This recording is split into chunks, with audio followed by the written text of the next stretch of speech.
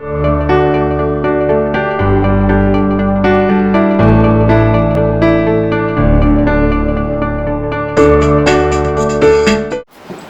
I'd just like to introduce Prerna before she starts speaking. So firstly, a warm welcome to you on behalf of the Himalayan Club. The reason we're very keen to have Prerna to talk to you today is because she's one of the few young climbers in India who's going up through the hard route. So let me just explain what we call the hard route. Is that you're typically looking for experiences when you put yourself in unfamiliar situations on your own in an unsupported fashion. So there are very few climbers who go through this hard, tough route. She's one of them, and she's been doing some good climbs in remote areas across the Himalaya. She was recently in Zanskar climbing with Cosmin, who's one of the top mountaineers from Europe, and they were attempting areas which are virtually nobody's photographed or even been at all. So it takes a bit of guts, takes a bit of courage to do things of that nature, and the result is not always that you summit, but that's the objective, that that's how you learn, and that's how mountaineering is. A lot of other people go the other route, which is go for supported climbs, and while they have their own space, but an unsupported effort will always stand out. The other reason why we applaud Prerna is that Denali in itself is great to see young Indian folks, girls, especially 2 girls went all the way across to Alaska on their own, again unsupported, to climb that peak. And that took a lot of courage even before you kind of get your ticket, because there is cost attached to it, there is planning to be done, there is a major equipment required in Alaska, especially in very, very cold areas. And Denali has its own challenges, and especially the fact that if you look at the climbing involved, it is a fair amount, nearly 12,000-13,000 feet of ascent in fairly challenging circumstances involved.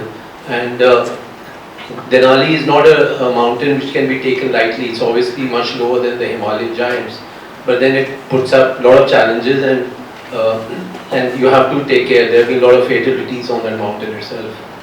So I would say that it's great to see people like Prerna coming forward. I think they're going to further the cause of Indian mountaineering. So we would like you to now just request Prerna to share some of her images from Denali.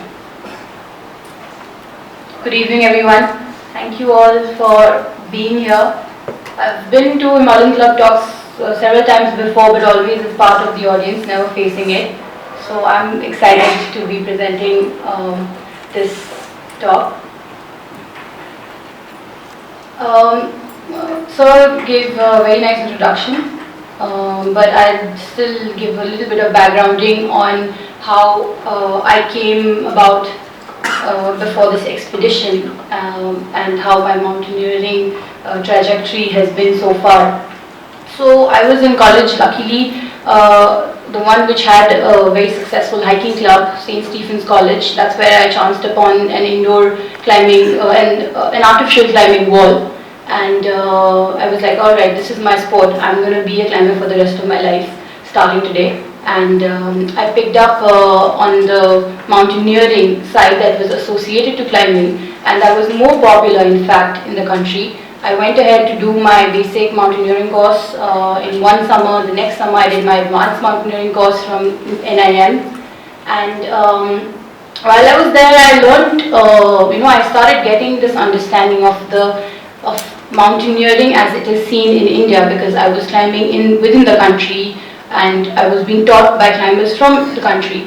And then it was after my advanced course in 2013 that I went on this 10-day alpine trek to across the Himalayas, and completely self-supported. It was an alpine trek and my first alpine experience in the Barangla.